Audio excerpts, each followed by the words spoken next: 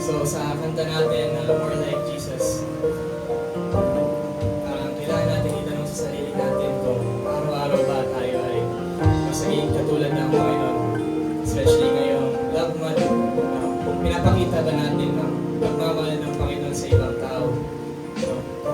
At minsan, kahit nasa labas tayo ng simbahan, kailangan natin itanong sa sarili natin kung tayo ba ay katulad ng Panginoon Jesus.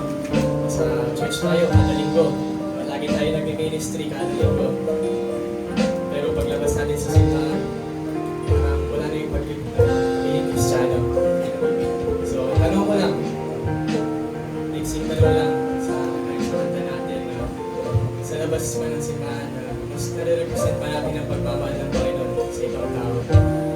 Mas naging mabait pa tayo sa mga tao, sa harap ng mga kaibigan natin na wala sa simbahan. Magandang stewards ng Panginoon Diyos. Magandang anak ng Panginoon Diyos. Pinapakita natin sa labas. Paglabas natin dito, yung sinusundan natin ang Panginoon.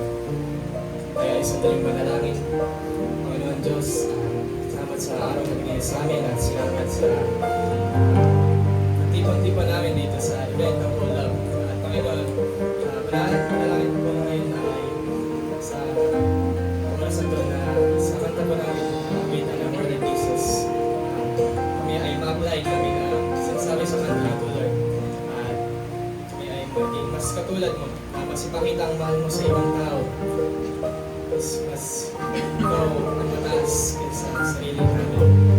Dalangin na mas maging katulad ka namin Panginoon Jesus. At mas ipakita namin ikaw sa ibang tao bakit sila ay naligtas mo. Kung kami, Panginoon, kung kami ay nahihirapan at kami na ng way, Panginoon, to be more like Jesus. His name, pray. sa pag-awit. Let's sing the chorus. If more of you means less of me, take everything.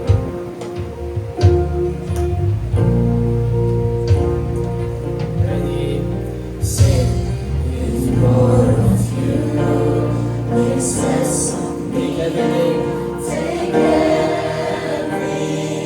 Yes, all of you. Yes, all of you is all I need. Take everything. Last time.